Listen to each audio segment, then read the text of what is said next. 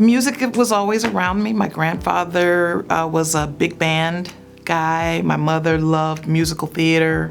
My grandmother and all of those guys loved funk and rock and roll. So I've always been surrounded by music. I decided I was gonna just go full-fledged into music and study musical theater, to the complete chagrin of my family, who was like, listen, don't call us for money, don't ask me for anything. So I had to get a job to make, pay the rent. So I started pounding the pavement looking for a place to wait tables.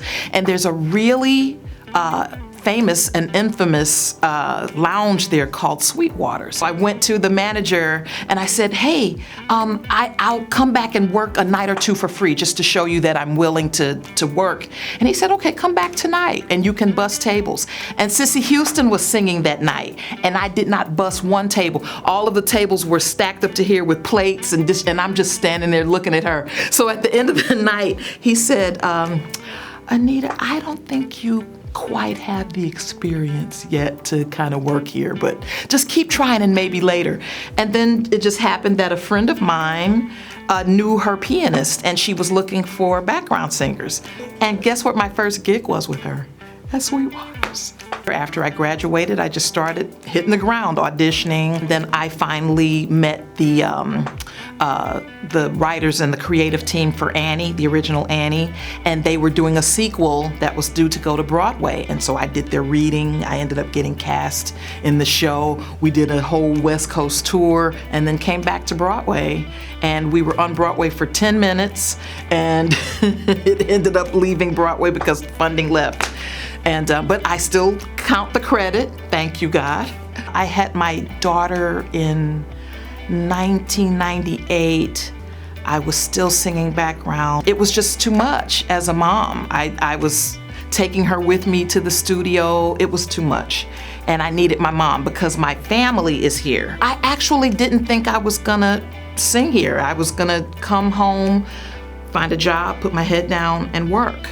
And I actually did do that for the first couple of years, but I ended up going to jazz at the Bistro at the time. St. Louis has a really wonderful but small community. So if you're a musical artist, you're bound to work with most of the people. So I love Brothers Lazaroff, who they are just my brothers.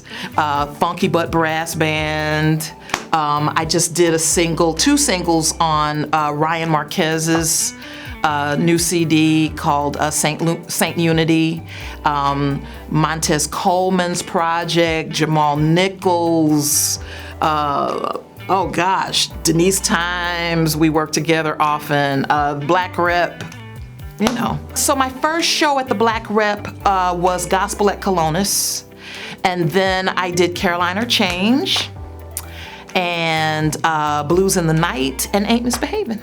Oh, and Crowns. Crowns was the last one. Just seeing the depth of her talent and knowing that there's still so much more in her to be unlocked creatively. One, it excites me as her brother and as her friend, but as her collaborator, it excites me even more because now I'm looking at it and I'm going, Anita has still so much more creatively to give, and I can't wait to work with her, alongside of her, to unlock it all. Anita has the kind of control over her instrument that all singers wish that they could have. The only thing, that surpasses her vocal ability is the sweetness that she brings. She's such a sweet, supportive person, friend. For someone like that, of that caliber, to come and be in St. Louis, she's positioned uniquely as the preeminent vocalist in town, no matter what the genre is. I'm just really grateful to be part of the St. Louis music, just part of the St. Louis artistic community at large. She and I opened up for Layla Hathaway at the Fox. We made our Fox Theater debut. Yes.